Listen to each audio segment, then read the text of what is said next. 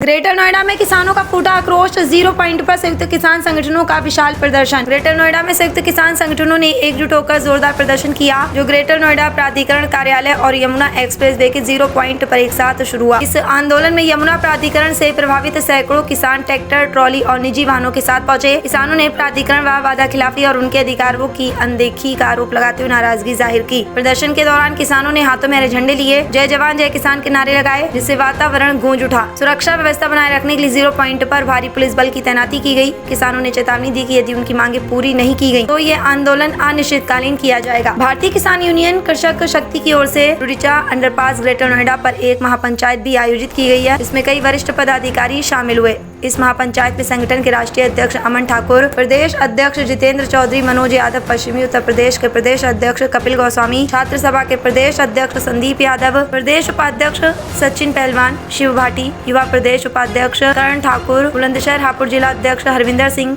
मेरठ से अशोक गुर्जर व उनकी टीम, मीडिया मोर्चा के प्रदेश अध्यक्ष उपेंद्र सिंह तोमर, करण चौहान, अभिषेक कुमार और मीडिया टीम के अन्य सदस्य उपस्थित रहे। सभी नेताओं ने किसानों के हक की आवाज बुलंद करते हुए आंदोलन को और तेज करने का आह्वान किया। ग्रेटर नोएडा से राजेंद्र सिंह की खास रिपोर्ट। नगर में 25 नवंबर से एक आंदोलन की शुरुआत की गई थी। इस आंदोलन में मुख्य रूप से मांग थी 2013 के कृषि कानून को लागू करने की बात, स्थानीय नौजवानों के रोजगार की मांग, यमुना एक्सप्रेस वे जिसके नीचे अंडरपास पर एक पंचायत हो रही है, उस एक्सप्रेस वे का 64.7% मुआवजा अभी बाकी रह रहा है। बहुत सारे किसान इससे प्रभावित हैं। ग्रेटर नोएडा से आगरा तक के लोग इससे प्रभावित हैं और जेवर एयरपोर्ट में बहुत बड़ी तादाद में किसानों की जमीन आ रही है। किसानों को उचित मूल्य नहीं दिया जा रहा। इस गौतमबुद्ध नगर जिले में सर्किल रेल को रिवाइज नहीं किया गया। जेवर एयरपोर्ट में रणनीति के तहत किसानों को बहुत बड़ी संख्या में किसानों को चला गया। उनको कुछ दिन पहले ही क्षेत्र को शहरीकरण को किया गया, जबकि ग्रामीण क्षेत्र में सर्किल रेट का 4 गुना मुआवजा देना होता। इसी रणनीति के तहत जिन्होंने कुछ ही समय पहले वहाँ शहरीकरण घोषित किया, लेकिन शहरी क्षेत्र में स्थापित नहीं हुए।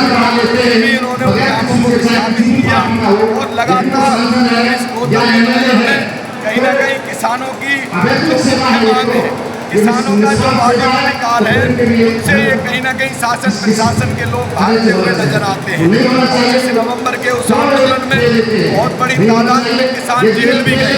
मैं स्वयं जेल गया, मेरे साथ सैकड़ों किसान जेल गए और जेल से आने के बाद हमारी वार्ताएं हुई, हमारी महापंचायतें हुई।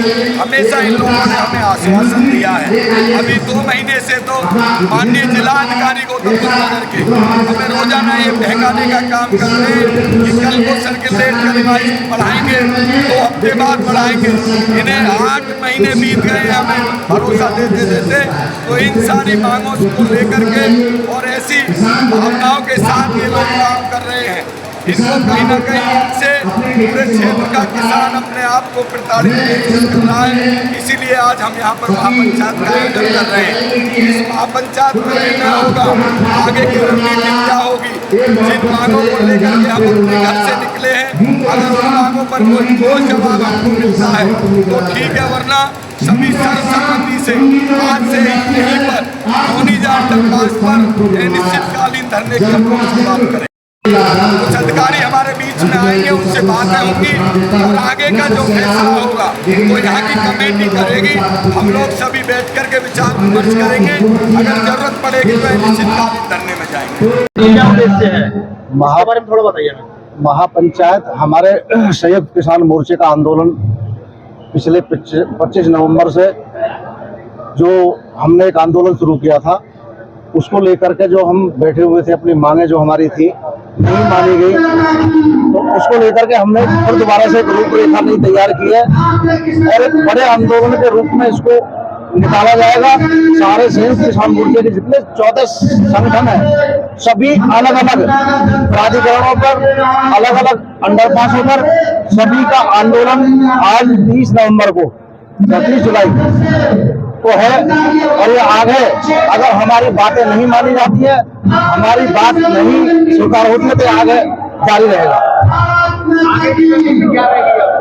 आगे की रणनीति संयुक्त किसान मोर्चा लेगा। धरना स्थल कोई अधिकारी आया आपकी कोई बात नहीं? अधिकारी नहीं आएगा, आंदोलन हमारा जारी रहेगा। आएगा तो फिर बात की जाएगी, संयुक्त किसान मोर्चा निर्णय लेगा। नाम कविंद्र यादव है, मैं एक अधिवक्ता, मैं सुप्रीम कोर्ट में अधिवक्ता हूँ और मैं भी एक भारतीय किसान यूनियन कृषक शक्ति से जुड़ा हुआ हूँ। जब भी किसानों के हित की कोई बात आती है तो राष्ट्रीय अध्यक्ष अमन ठाकुर जी हमेशा इस तरीके से किसानों और मजदूरों के लिए हमेशा खड़े रहते हैं।